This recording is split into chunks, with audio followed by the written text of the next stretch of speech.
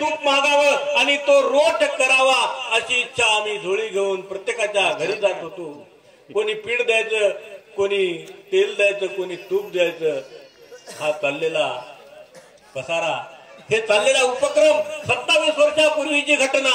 1997 ला हातगावाचे कार्यक्रम संपन्न होता आणि त्या कार्यक्रमामध्ये गोविंद बाबा तिथे होते आणि तिथून अंबाळीला काहीतरी करावं, रोट करावा, आल्या गेल्या यात्रेकरूंसाठी पाण्याची व्यवस्था करावी. डोक्यावरती हंडा घेऊन पाणी घेऊन येणारा हा व्यक्ती आज त्यांनी समाज जमा केला. गांधीजींच्या अंगामध्ये ताकद नव्हती. महात्मा गांधींना आपण फोटोवर ते बघितलं, हातामध्ये काठी आहे. गांधीजींना बघितलं, एकदम कृश शरीर असणारा महात्मा तो महात्मा गांधी झाले आणि त्यांच्या शब्दामध्ये ताकद होती. मिठाचा सत्याग्रह केला.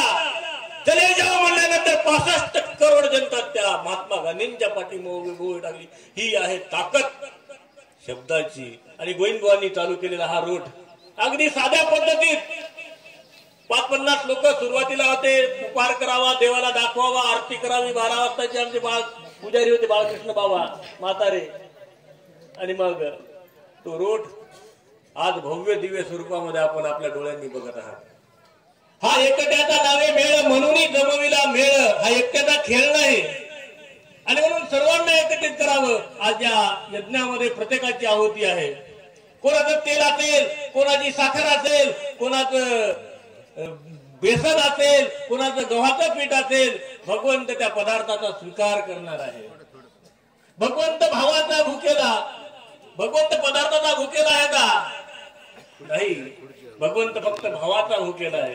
तुमचा भाव, तुम्ही अंतःकरणातून जे दिलेलं दान ते भगवंताला स्वीकार आहे.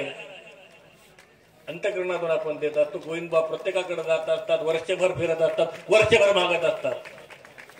दमत नसते त्याच्या पायाला. कोणाचं तेल आहे, कोणाचं मीठ आहे, कोणाची चटणी आहे. इथे आपण अहंकार आपला बाजूला टाकून येत असतो.